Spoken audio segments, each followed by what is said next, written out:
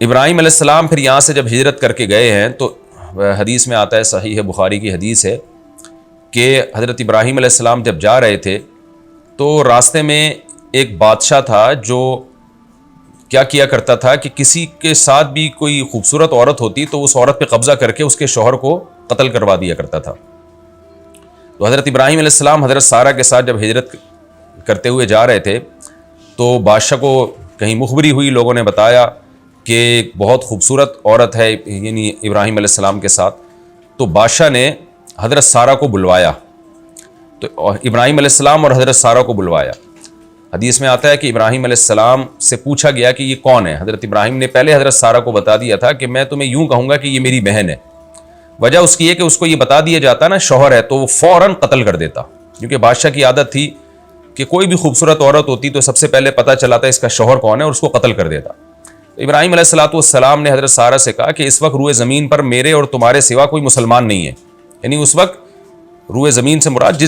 یعنی حضرت لوط علیہ السلام تھے، لیکن وہ تو دور تھے۔ حضرت ابراہیم علیہ السلام نے پہلے سے سمجھا دیا کہ تم کہہ دینا کہ یہ میرے بھائی ہیں، مراد دینی بھائی، اسلامی رشتے کے لحاظ سے، یعنی دونوں توحید پرست ہیں، اس لحاظ سے بھائی ہیں اور اس لحاظ سے بہن ہیں، تاکہ جان بچ جائے۔ اور رہا مسئلہ کہ حضرت سارہ کی عزت پہ وہ ہاتھ نہ ڈالے تو وہ اس کے لیے دوسرا انتظام کیا۔ ظاہر ہے بادشاہ تھا، طاقتور تھا، تو حضرت سارہ نے اس کو بددعا دی جس کی وجہ سے وہ حضرت سارہ کے قریب نہ آ سکا۔ بخاری کی حدیث ہے، نبی صلی اللہ علیہ وسلم نے فرمایا کہ جب ابراہیم علیہ السلام نے کہا نا یہ میری بہن ہے، حضرت سارہ نے بھی کہہ دیا میرے بھائی ہیں، تو وہ حضرت سارہ کے قریب جیسے ہی آنے کی کوشش کرتا اس پر اللہ کا عذاب آنے لگتا۔ اس نے پھر حضرت سارہ سے کہا تم میرے لیے اللہ سے دعا کرو، میں تمہارے قریب نہیں آؤں گا کہ یہ عذاب مجھ سے دور ہو جائے۔ حضرت سارہ دعا کرتی اور جیسے ہی وہ ٹھیک ہوتا پھر آنے لگتا۔ تو 2-3 دفعہ جب یہ عمل ہوا تو اس کو اندازہ ہو گیا کہ یہ کوئی اللہ کی نیک ولی ہیں جس کی وجہ سے میں ان کے قریب نہیں آ پا رہا اور مجھے کہیں اللہ کا مجھ پر عذاب نہ آ جائے۔ اس نے حضرت سارہ کو یہ کہہ کے چھوڑا اپنے درباریوں سے، الفاظ اس نے بڑے سخت استعمال کیے کہ معاذ اللہ یہ کوئی شیطان ہے، شیطان سے مراد جن ہے، کہ میں اس کے قریب جانے کی کوشش کرتا ہوں اور مجھ پر کوئی عذاب آ جاتا ہے، کوئی اسی نے سے جادو کیا ہوا یا جن ہے یہ۔ لیکن وہ حضرت سارہ سے بادشاہ متاثر ہوا اور اس نے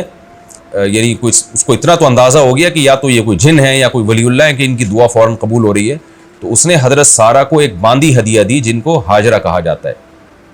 تو وہ باندی حضرت سارہ رضی اللہ تعالی عنہ حضرت ابراہیم علیہ السلام کے پاس لے کر آئیں۔ حضرت ابراہیم نماز میں مشغول تھے، حضرت ابراہیم نے پوچھا حضرت سارہ سے کیا ہوا، تو انہوں نے بتایا کہ اللہ نے مجھے بچایا۔ اور حدیث میں بڑی تفصیل ہے، میں پھر کبھی موقع ملا اس کی ڈیٹیل بتاؤں گا کہ حضرت سارہ نے کیسے اللہ سے گڑ گڑا کے دعا مانگی اس وقت کہ اے اللہ اس کو میری عزت کی حفاظت فرما اور اس ظالم بادشاہ سے۔ تو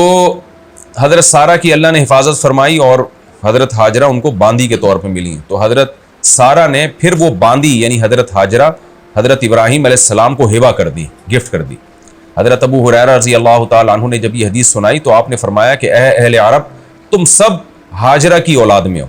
یعنی حضرت ابراہیم علیہ السلام کو حضرت سارہ نے حضرت ہاجرہ دی تھی، اور یہ بادشاہ نے جو ظالم کافر بادشاہ تھا اس نے ہاجرہ دی حضرت سارہ کو۔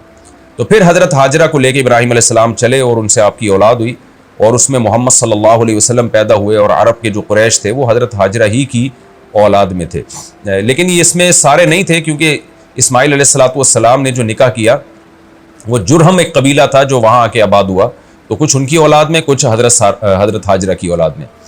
اچھا، حضرت سارہ کے اولاد نہیں ہو رہی تھی، اس لیے انہوں نے حضرت ہاجرہ جو باندھی تھی وہ حضرت ابراہیم علیہ السلام کو تحفے میں دے دی، لیکن اللہ نے حضرت سارہ پہ بھی کرم کیا اور حضرت سارہ کی بھی پھر اولاد ہوئی، حضرت اسحاق علیہ السلام اور یعقوب علیہ السلام، اور آگے بڑے بڑے پیغمبر حضرت سارہ کی اولاد میں پیدا ہوئے، موسیٰ علیہ السلام، داؤد علیہ السلام، سلیمان علیہ السلام، جتنے بنی اسرائیل کے پیغمبر ہیں، زکریا علیہ السلام، یہ سارے کے سارے حضرت سارہ علیہ السلام کی اولاد میں سے ہیں۔ یوسف علیہ السلام، موسیٰ علیہ السلام، ہارون علیہ السلام، یہ سارے حضرت سارہ کی اولاد میں ہیں۔